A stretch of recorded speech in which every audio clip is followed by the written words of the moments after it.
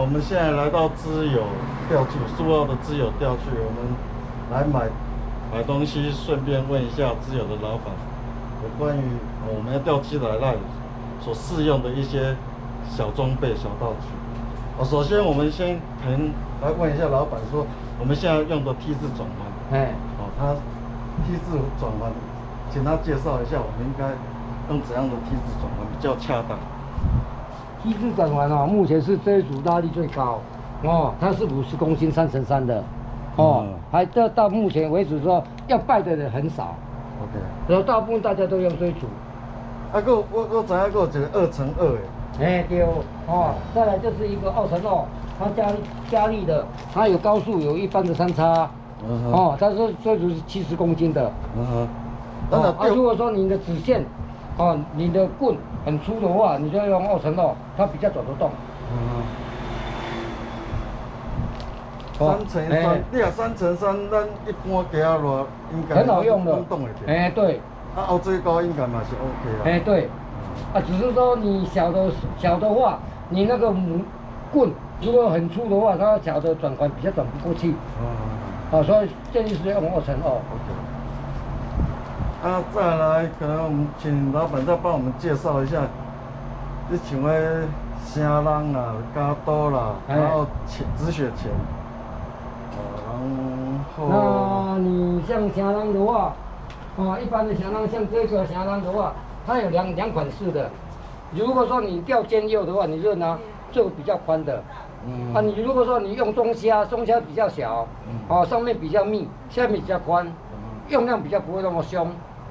但是这组响浪的话，它是除了锈掉以外，它不会开，它不会脱环。OK， 对啊，我这用过6年啊，我感觉这除了锈掉以外，品质上蛮好的。不像以前的说手一压它就脱。所以说这是品质上的问题。至于说你说一般我们用的剪刀，像说大部分一般的钓客，像这种的张小贤。它也是大部分10个9个在用，因为它好用力。如果说它也不会生锈，如果说你紧紧的话，你用海水搓两次，它就松了。对啊，我马上用这款的。所以说大家都是用这组。对啊，因为船上90%，如果钓很久的钓友，其实都是拿这。你至于说钳子的话，钳子它有2组，像这种它也是比较不怕海水，它不会卡死。我是拢摕这支。对，因为它一般看到嘛，敢若拢摕这支较对。这支也是蛮多人在用，它有尖的、有直的、有斜的。它就不会卡住就对了啦。我看前摆90%嘛是拢。对，这支是为讲拿在手上比较有手感。我是拿习惯。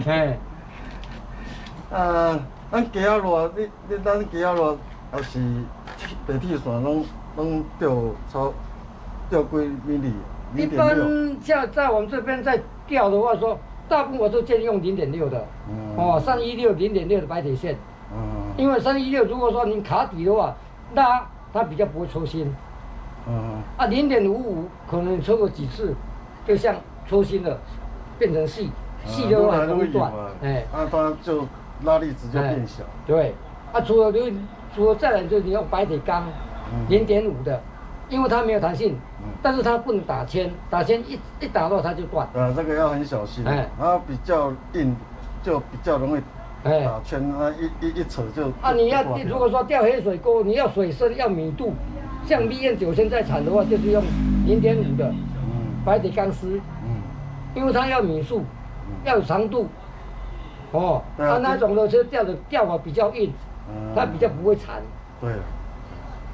OK， 那像我们钓鸡仔螺的话，一般都是钓虾啊，一般现在基仔带在钓的话，跟基仔带钓的话，像大鸟啦、鸟部分经济方面，北霸山也好，大部分都你幼南极虾一定要钓南极虾。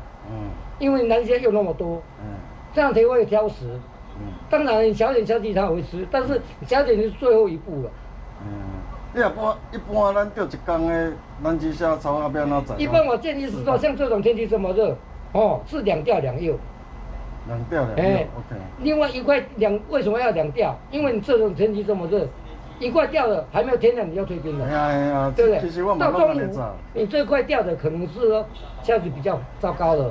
哎呀哎呀。所以你剩下的虾子可以当诱饵。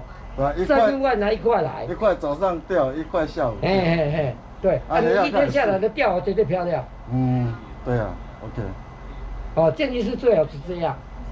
好，那我们就谢谢知友的老板跟我们介绍这些。好，不客气。谢谢。OK。